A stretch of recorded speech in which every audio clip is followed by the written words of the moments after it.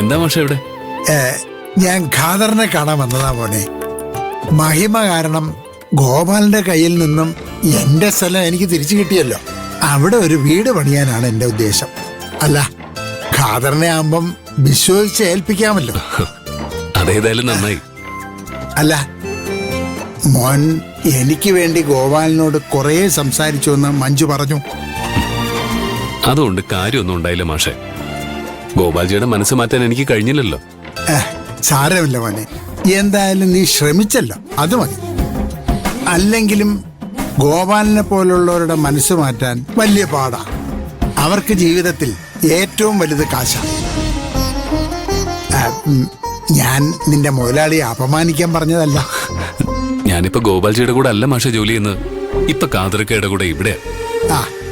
അതേതായാലും നന്നായി മോനെ. പുതിയ ജോലിയും പുതിയ ആളുകളും ആയതുകൊണ്ട് ആദ്യം കുറച്ച് ബുദ്ധിമുട്ടൊക്കെ തോന്നും.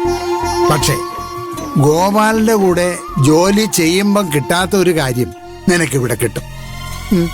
മനസ്സമാധാനം. ഗോപാലിന്റെ കൂടെ ജോലി ചെയ്തുകൊണ്ടിരിക്കുമ്പോ അയാൾ ചെയ്യുന്നതെല്ലാം ശരിയാണെന്ന് തോന്നും. മാറി നിന്ന് അയാളെ കാണുമ്പോൾ മാത്രമേ അയാളുടെ തെറ്റുകൾ നിനക്ക് മനസ്സിലാവൂ. ദേ, അയാൾ എന്നെ മാത്രമല്ല ഈ നാട്ടിലെ പലരെയും ഉപദ്രവിച്ചിട്ടുണ്ട്. ഗോപാൽജിക്ക് ചില തെറ്റുകളൊക്കെ സംഭവിച്ചിട്ടുണ്ട്. പക്ഷേ ആരും കൂടെ നിൽക്കാത്തൊരവസ്ഥയിൽ അദ്ദേഹം എന്റെ കൈ പിടിച്ച് എനിക്ക് ധൈര്യം തന്നിട്ടുണ്ട്. അതെനിക്ക് ഒരിക്കലും മറക്കാൻ പറ്റില്ല.